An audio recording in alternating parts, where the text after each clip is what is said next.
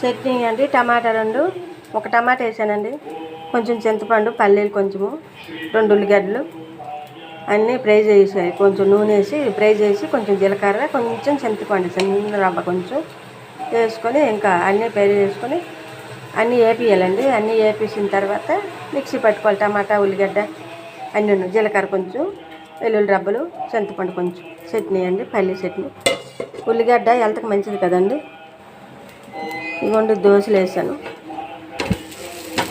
దోశ పిండికి ఒక గ్లాసుకి 3 గ్లాసులు బియ్యం అండి, కొంచెం మెంతులు అలాగ వేసుకోవచ్చు. లేదంటే ఇంకా మనకి క్రిస్పీ ఇంకా మంచిగా రావాలంటే ఇంకా కొంచెం కరకరలాడాలంటే మాత్రం కొంచెం అటుకులు వేసుకోండి, బాగుంటాయి.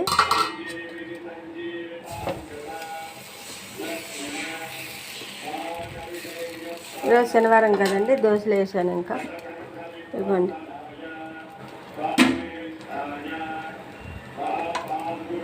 మీ ఇంట్లో ఏం టిఫిన్ చేసుకుంటారో కామెంట్లో పెట్టండి. ప్లీజ్ లైక్ చేయండి, సపోర్ట్ చేయండి, షేర్ చేయండి. నేను ఇంక ఇలా పెడతానండి, కొంచెం కొంచెం ఒక్కొక్క వీడియో కొంచెం నేను పెట్టుకుంటున్నాను.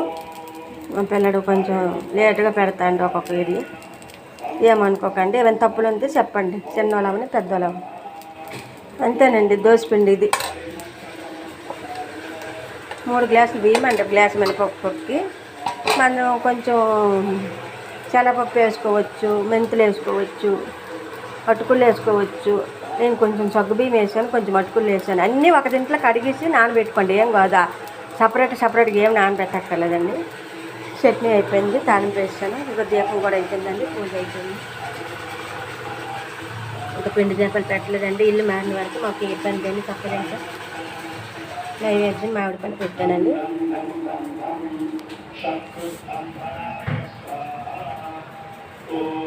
తూర్పు కొండాలండి, తూర్పు లేదు ఏం చేస్తాం, మాకు దీపానమల ఇంకా ఆరత అయిపోయింది. శివుడికి బాబాగారికి అభిషేకం.